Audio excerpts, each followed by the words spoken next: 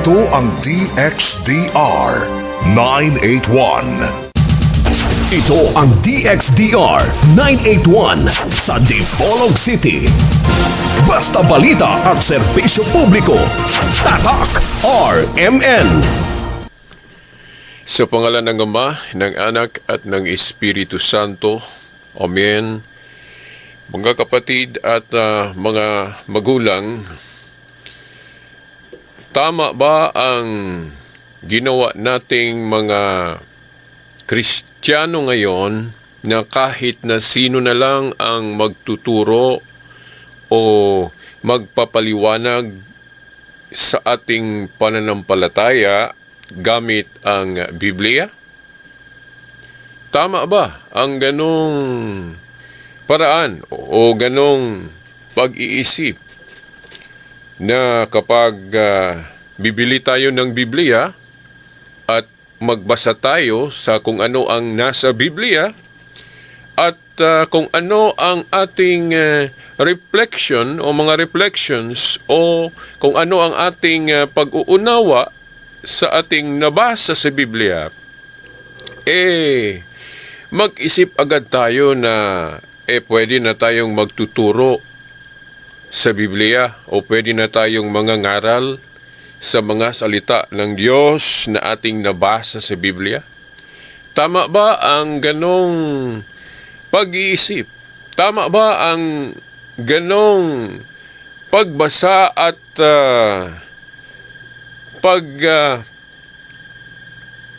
sunod sa kung ano ang ating nabasa o nauunawaan sa loob ng Biblia? Ang daming mga Kristiyano o ang daming nagbabasa ng Biblia, ganon ang ginawa. Katulad ni Felix Manalo, ang founder sa INC. Sa simula, isa siyang Katoliko, pero sa ating nalaman, hindi siya nanatiling Katoliko dahil ang ipinakita sa aklat ng kasaysayan o history, si Felix Manalo, iniwan niya ang kaniyang pagiging Katoliko at napaanib siya sa iba't ibang mga pangkat sa relihiyon, katulad sa Protestante at hindi ko na-memorize lahat ang natandaan ko lang naging Protestante siya at naging Sabadista din siya. At nang nakakita siya ng maling aral batay sa unawa niya sa itinuro ng mga Sabadista, iniwan din niya ang pagkasabadista niya at kung hindi ako nakalimot, naranasan niya ang pagkalito at nawala ang kaniyang paniwala sa Biblia o parang naging agnostic o parang naging ateo siya at hindi naman nagtagal ang kaniyang pagiging ganon sa kalituhan. Sa ating nalaman, nagbasa daw siya ng Biblia, tinakpan niya ang kwarto niya, sinabihan niya ang kanyang asawa na huwag siyang abalahin. Nagbasa siya ng Biblia sa kwarto niya, nakasarado at nagdeklara na nakita na niya, nalaman na niya ang katotohanan at nagdeklara siya na isa na siyang sugo. Ibig sabihin, naging sugo na daw siya ng Diyos. Huling sugo ng Diyos. Last messenger. At kaya nga, nagtatag siya ng sarili niyang iglesia at ginamit niyang pangalan yung nasa Biblia, yung Iglesia ni Cristo. At hindi lang si Felix Manalo ang nakagawa ng ganon. Ganon din sa ibang mga pangkat sa relihiyon. Kung ano ang nabasa nila sa Biblia, ano ang nauunawaan nila sa Biblia, magdeklara agad, mag-claim agad na sugo na sila o preacher na sila. Tama ba ang ganun? Mag-isip tayo, ano ang nangyari sa ating mundo ngayon sa mga ganitong pag-aaral sa Biblia, na kung ano ang nauunawaan sa pagbabasa ng Biblia, magdeklara na agad na isang sugo o isang pastor ba, at mag-claim na ang Holy Spirit ang gumagabay sa kanila. Ano ang nangyayari ngayon sa ganong paraan sa ating pag-aaral sa Biblia? Bakit dumami ang relihiyon kung totoong Holy Spirit ang gumagabay sa kanila? Ang Holy Spirit ba, Holy Spirit sa disunity o hindi pagkakaisa? Dahil ang daming gumawa ng ganon, pero hindi sila nagkakaisa. Yung ginawa ni Felix Manalo, iba din yung ginawa ni Apollo Kibuloy. Iba din ang relihiyon niya, pangkat niya. Nagsasalungatan dahil hindi katulad ang buong unawa ni Apollo Kibuloy sa kanyang pagbabasa sa Biblia kung ikumpara natin ang unawa din ni Felix Manalo sa pangkat niyang tinawag na Iglesia ni Cristo. At kung puntahan naman natin ang samahan ng mga kakilala natin, mga kaibigan natin, halimbawa, ang ating mga kaibigang piniling nasod, iba din ang kanilang unawa sa pagbabasa sa Biblia. Kaya nga, nagtatag din sila ng sarili nilang samahan na tinawag na chosen people o piniling nasod. Ngayon, ang tanong, totoong Holy Spirit ba ang naggabay sa kanila? Sabihin ba nating ang Holy Spirit ay Holy Spirit sa hindi pagkakaisa dahil hindi nagkakaisa ang mga pangkat na ito?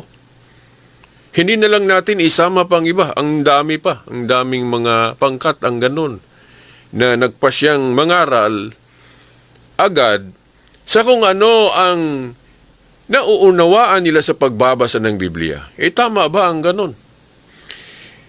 Sa palagay ko, hindi Holy Spirit ang gumagabay sa kanila dahil sa aking pagbasa naman sa Biblia at aking nalalaman sa aking pagiging Katoliko na, pero noon, muntik din akong humiwalay sa Katoliko nang hindi ko pa nalaman ang mga sagot paliwanag Katoliko, nang hindi pa ako naliliwanagan.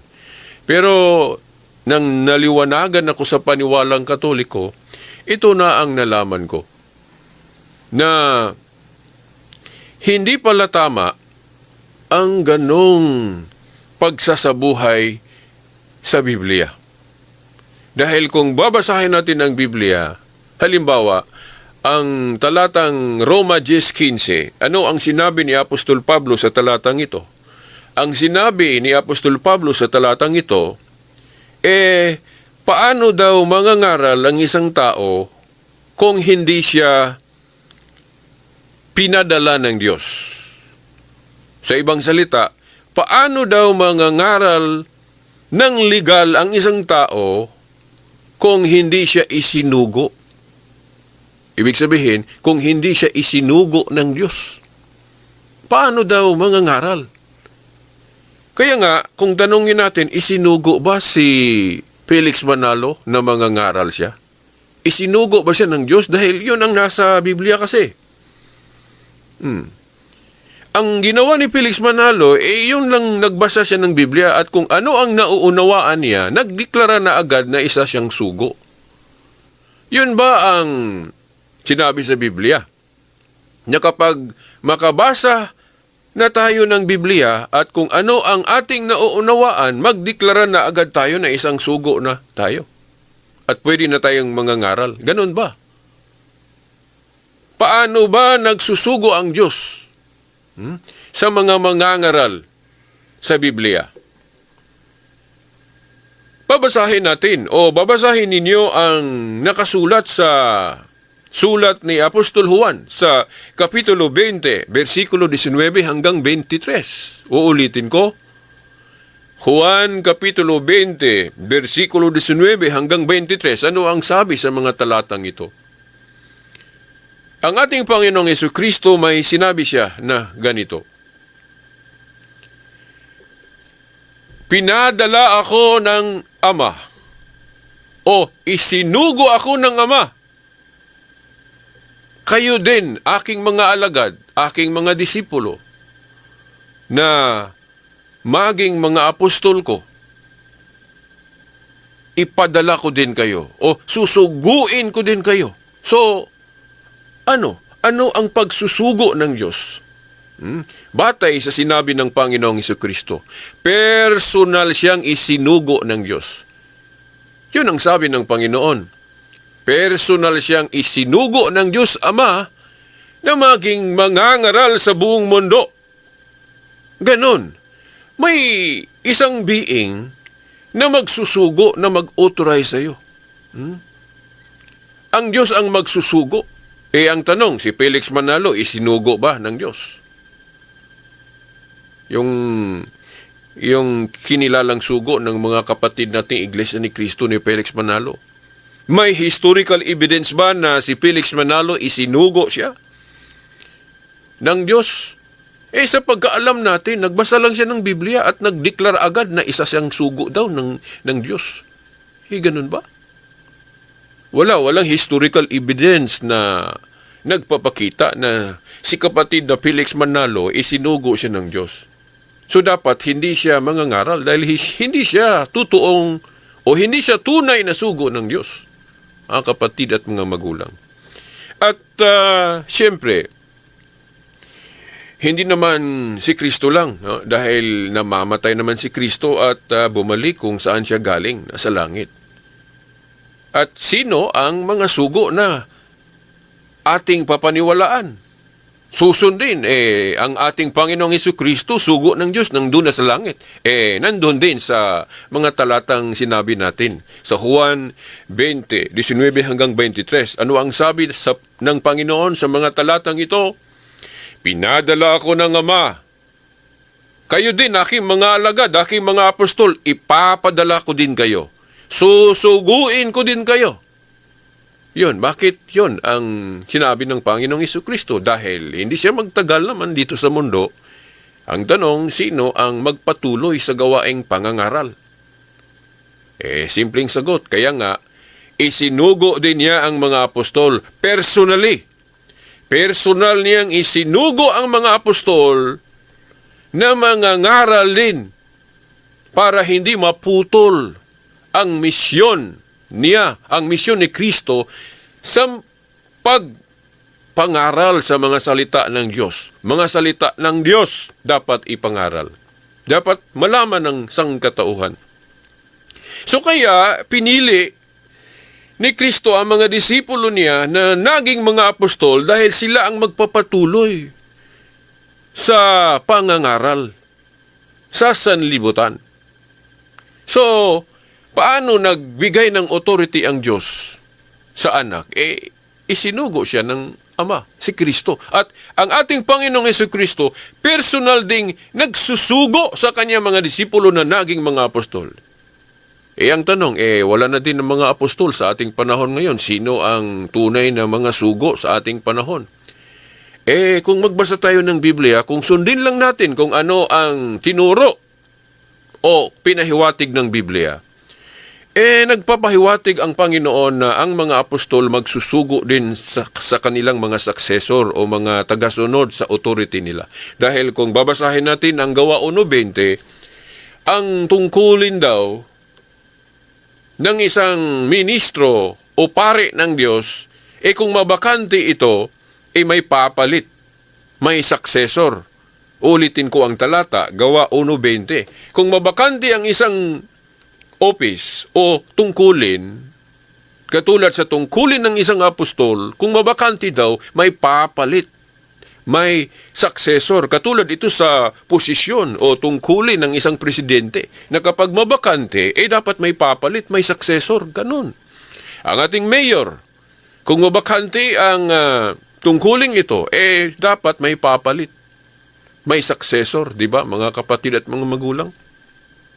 So yun, ang tanong, sino ba ang isinugo ng mga apostol? Dahil kung sino ang nabigyan ng authority, sino ang isinugo ng Diyos, ino-authorize ng Diyos, may authority na ding magpipili sa kanilang mga successor o tagasunod. Ibig sabihin, ang mga apostol na bigyan sila ng authority dahil isinugo din sila ng Panginoong Jesucristo, meron na din silang authority, may authority na din sila o kapangyarihan sa pagpipili kung sino ang mga successor din nila o tagasunod sa authority na ibinigay ng Diyos sa kanila. Ipinagkatiwala ng Diyos sa kanila ang authority. Sa pagbasa natin ng Biblia, sa aking palagay, alam ito ng mga hindi Katoliko, mga pastor at ministro dahil nagbasa sila ng Biblia. Pero ang tanong, tinupad ba nila kung ano ang nabasa nila? O baka may sarili silang interpretation at hindi nasunod kung ano ang gustong masunod ng Panginoon sa Biblia. Sino ba ang mga successor ng mga apostol? Sino ba ang isinugo o binigyan ng authority ng mga apostol na maging successor o mga tagasunod sa kanilang katungkulan bilang mga alagad ng Diyos, bilang mga taghahayag sa mga salita ng Diyos? Sa napag-alaman natin, kung sundin lang natin kung ano ang itinuro sa Biblia, ang mga apostol kung magbigay ng authority, magsusugo sa kanilang mga successor o mga tagasunod sa authority, gagawin nila ito sa pamamagitan ng yung tinawag nating holy ordination, apostolic succession, sa pamamagitan ng pagpapatong ng kanilang mga kamay sa mga ulo ng kanilang mga gustong o pipiliing maging successor o tagasunod sa authority. Yung laying of hands, yung holy ordination. Kaya nga, sa ating paniwalang Katoliko, isa sa mga sakramento ay yung holy ordination. Yung ministerial duty. Yung dapat may mga pare tayo na ordained, na ang ordinasyon valid. Yun, yung patungan ng kamay, yung ulo, mga ulong patungan ng kamay sa mga nabigyan ng authority ng Panginoon. Nabigyan ng authority kasi, nasugo kasi ang mga apostol, sila naman ang magsusugo, magpapatong ng kamay sa kanilang mga successor. At nakita natin sa history, mga obispong Katoliko ito. Uulitin natin ang mga halimbawa. Mga 3 obispo lang ng Katoliko na apostol, o mga apostol ang responsable sa kanilang ordinasyon. Halimbawa, si Bishop Ignatius, ikatlong obispo ng Antioch. Bishop Ignatius of Antioch, dahil ang unang leader o bishop doon sa Antioch, nang hindi pa nakapunta si Pedro sa Roma, si Pedro ang unang leader o bishop doon sa lugar ng Antioch. At nang pumunta na si Pedro sa Roma, according to history, wala na ito sa Biblia dahil hindi na ito nasulat sa Biblia, pero totoo ito. Dahil dami namang mga totoo ang hindi nasulat sa Biblia. Halimbawa, yung Spanish Inquisition, yung history ni Dr. Jose Rizal, hindi na ito nasulat sa Biblia, pero mga totoo ang mga kaganapan sa mga tinukoy natin ito. Diba? Hindi nasulat ang katotohanan sa history o buhay ni Jose Rizal, pero totoo. Hindi nasulat sa Biblia, pero totoo. Yung Spanish Inquisition, ang dami pa. Yung Crusade, hindi na nasulat sa Biblia, pero totoo. Diba? So, ibig sabihin, hindi nasulat lahat sa Biblia ang mga katotohanan, ang mga kaganapan. Kaya nga, sa aral Katoliko at biblical din, kabilang ang history sa batayan ng pagsusuri natin kung anong relihiyon ang totoo o tunay. Hindi lang Biblia dahil kabilang ang basihan ang history, mga kapatid at mga magulang. Ibig sabihin, kung hindi mapatunayan ng samahan mo na tatag ni Kristo o sinimula ni Kristo iyan, hindi iyan tunay na iglesia. Kahit na ginamit pa niyo ang Biblia, ginamit pa niyo ang pangalan, kinopya niyo sa Biblia, kung hindi si Kristo ang founder niyan, hindi talaga yan ang tunay. Mga kapatid at mga magulang. So yun, si Obispo Ignacio, isang obispong Katoliko ito, disipulo ni Apostol Juan. nasugo din ng isang apostol. Dahil si Apostol Juan, sugo ng Diyos Dahil nasama siya sa mga apostol ng ating Panginoon, o si Apostol Juan. So authorize, may karapatan, may authority si Juan na mga ngaral, at kung sino naman ang bigyan din niya ng authority o maging disipulo niya, si Obispo Ignacio, ang linaw sa history, isang obispong Katoliko ito, si Bishop Ignatius. At sa napag-aalaman natin, sa kanyang sulat nakita ang pagtawag sa iglesia ng Panginoong Jesucristo o tunay na iglesia ni Kristo, tinawag din niyang Catholic. Kaya nga, ang tunay na iglesia ni Kristo o tunay na iglesia ng Diyos, Catholic din dahil natawag din itong Catholic according to church history, mga kapatid at mga magulang. Kaya nga, mali yung tinuro ng iba na kapag magsasabi tayo na Katoliko ang tunay, tapos magtatanong sila, saan ba mababasa? Letra por letra sa Biblia, Roman Catholic Church. Ibig ba sabihin, lahat ng letra, hanapin lahat sa Biblia? Ibig ba sabihin, kung hindi mahanap ang letra sa loob ng Biblia, unawain ng hindi totoo kung ano ang ibig sabihin ng salita na tinukoy? Ganun ba? Sa napag-alaman natin, hindi din mababasa ang salitang Trinity. Pero ang daming mga Protestante o hindi mga Katoliko ang naniniwala din sa doktrina ng Trinity kahit na hindi mahanap o hindi makita sa loob ng Biblia ang salitang ito. Diba? Gaya din ng Iglesia ni Kristo, yung magtatanong palagi sa atin kung may mabasa ba sa loob ng Biblia, Roman Catholic Church, o may mabasa bang salitang Pope sa loob ng Biblia. Hindi mahanap ang mga letrang iyan, pero tunay na dapat paniwalaan natin kung ano ang tinukoy sa mga ito. Dahil kung tama ang nasa isip nila na kapag wala ang letra sa loob ng Biblia, hindi paniwalaan, ang tanong, saan ba mababasa sa Biblia na yung leader sa kanilang iglesia, tawaging executive minister, may talata ba sa Biblia na mabasa? Ang description executive minister, hindi naman ito mabasa sa loob ng Biblia, mga kapatid at mga magulang. Ibig sabihin, sila din, mga hindi Katoliko, gumamit din sila ng mga terminology o mga salita na wala din sa Biblia. Halimbawa, isa pang halimbawa, dahil magtanong din sila sa atin ng ganito, saan daw mababasa sa Biblia na gumamit ng encyclopedia ang mga apostol? May nagtanong sa akin ng ganito, isang iglesia ni Kristo. Dahil kaming mga Catholic Faith Defenders kasi, gumamit kami ng history books at yung encyclopedias dahil may history din ang mga encyclopedias. Dahil mababasa kasi sa encyclopedia na si Kristo ang founder ng Roman Catholic Church. So, sabi nila, tanong ng mga hindi Katoliko, yung Iglesia ni Kristo na nagtatanong sa akin, saan daw mababasa sa Biblia na ang mga apostol gumamit ng encyclopedia? Sinabi ko sa kanya, may encyclopedia na ba sa panahon ng mga apostol? Bakit hanapin mo ang encyclopedia sa panahon ng mga apostol? Wala pang encyclopedia sa kanilang panahon. Katulad din ito, kung tama ang ganong klaseng pagtatanong, pwede ko ding itanong sa inyo, saan ba mababasa sa Biblia na nag-publish ng Pasugo Magazine ang mga apostol? Dahil may Pasugo Magazine kayong mga iglesia ni Kristo Kung hanapin lahat sa Biblia, tanungin din namin kayo, mga iglesia ni Kristo.